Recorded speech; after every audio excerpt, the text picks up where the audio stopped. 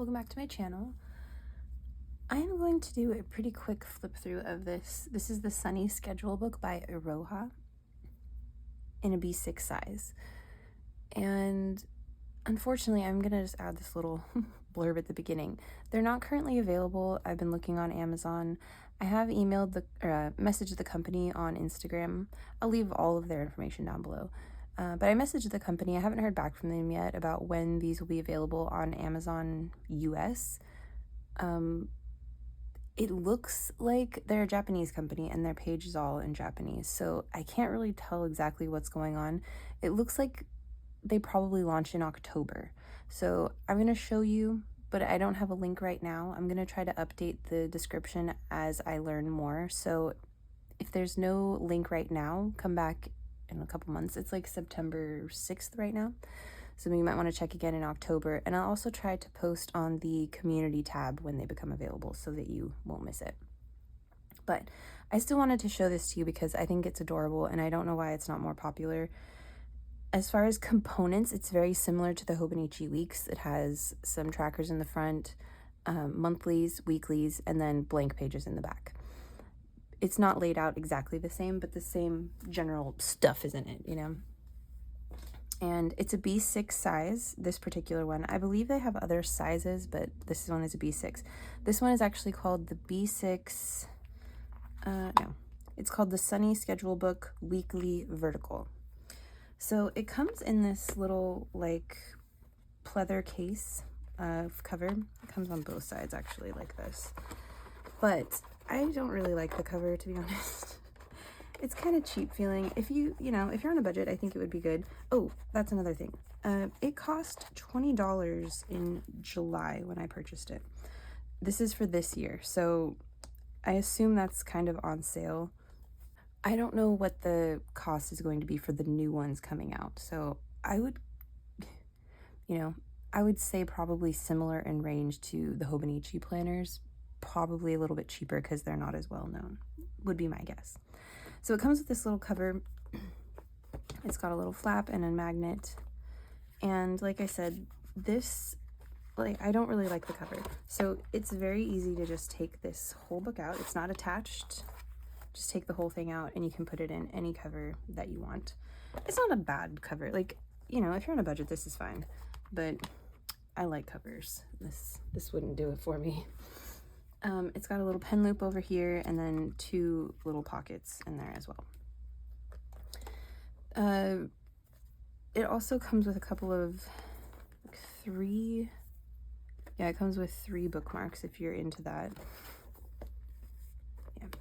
All right, so it comes with this little booklet as well, but like I said, it's in Japanese. I have no idea what it says. It also comes with a sticker and these little index tabs. I'll show you what I think those are for later. And then this was just a sticker that came with it. What does it say? Be myself. Be honest with myself. Trust my feelings. That's cute. All right. So one thing I do really like about this planner is the color scheme. It's got this like gray and bright yellow, sunny yellow. This is basically just like, this is your planner, do whatever you want in it.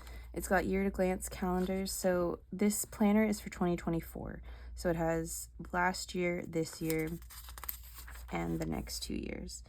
It's a really minimal calendar, which I personally really like. And again, it's got these little yellow accents for the weeks, the weekends, and holidays. It's Japanese, so they're Japanese holidays, but it's pretty minimal. This is I think of it as the yearly tracker. This is in the Hobonichi and the Wonderland 222, and I know like the Nolties have it too. I'm sure there's other companies that also do this, sort of like a yearly tracker. This one's really spacious because they put it on 4 pages. The one that I have is like just 2 pages, so it's all smushed in. So I like how much space there is. And then it goes right into the months. So I'm going to flip to like a middle one so there's no.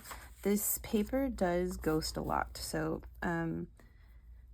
if you're used to Tomoe River paper, it's pretty much the same, similar as far as like seeing through it. It's very thin and you can see everything printed on the other side. I don't mind that. I don't mind ghosting, but if you do, it's probably not going to be your favorite.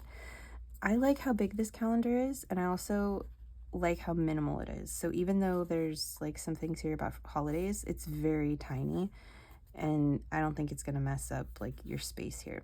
There's no grid on the days, and there's just like a little dotted line across the middle, I guess, to if you want to separate it, but I think you could write over that really easily. It wouldn't get in the way of things.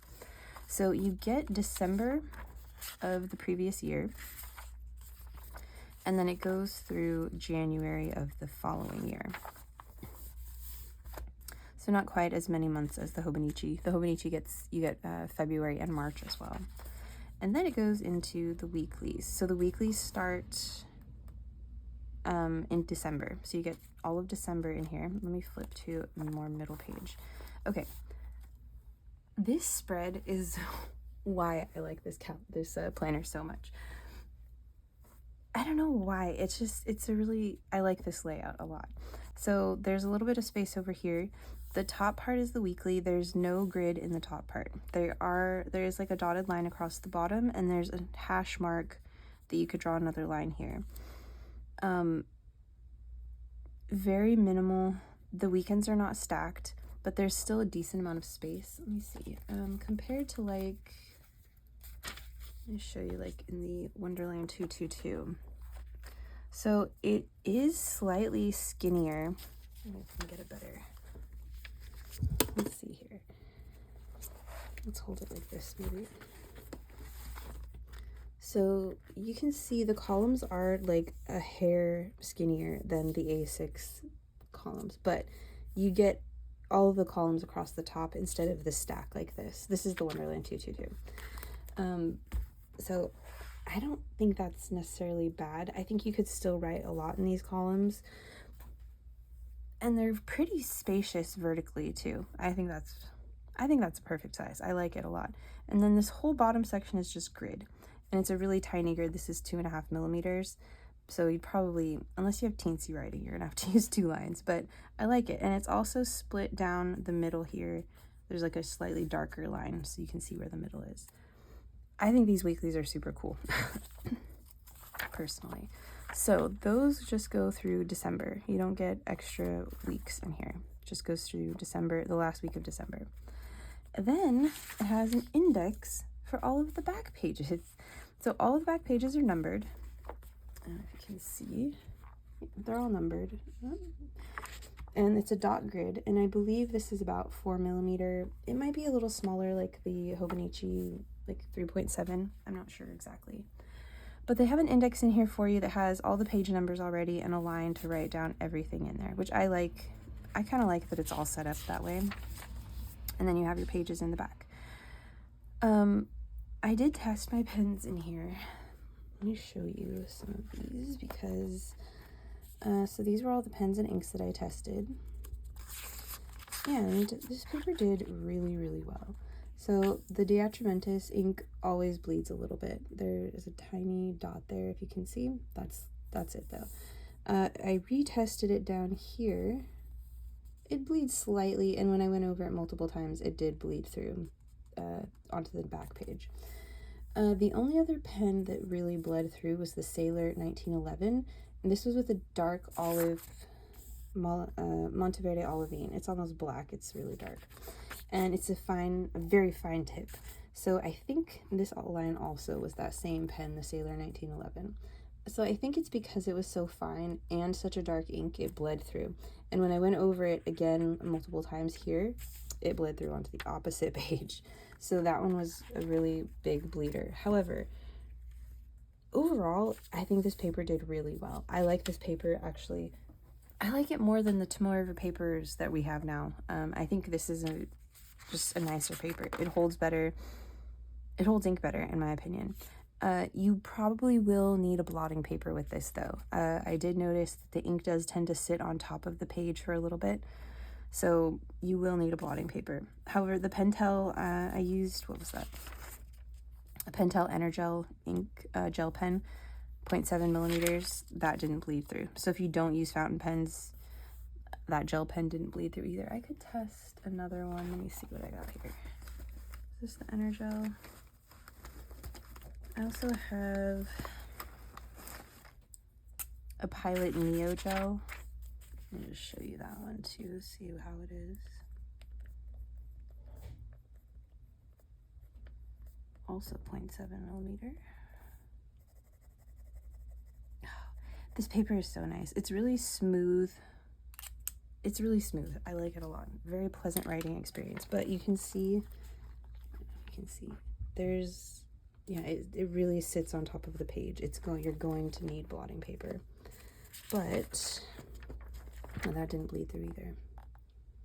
There's a lot of ghosting, but no bleeding. So I really like this paper a lot. It reminds me of the Kinbor paper. It's very similar to the Kinbor paper, if you've ever tried that. And then, so the back pages have these little gray spots here. Come on, focus, camera. Okay, so it has these little gray marks here, which I believe these little tabs go with. You like put them, how does it work? They're like this, and I think you would just put like on one, see how they line up like that? So it kind of just would mark your sections back here if you wanted to mark sections.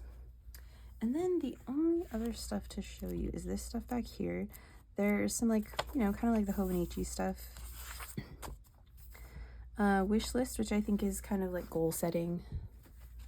And let's see, 3, 7, there's 11 spaces for that. World map, places that you've traveled. It says place wish and memo. Japanese map, same. Book list, watch list, spot list, I'm not sure what that one's for, and shopping list.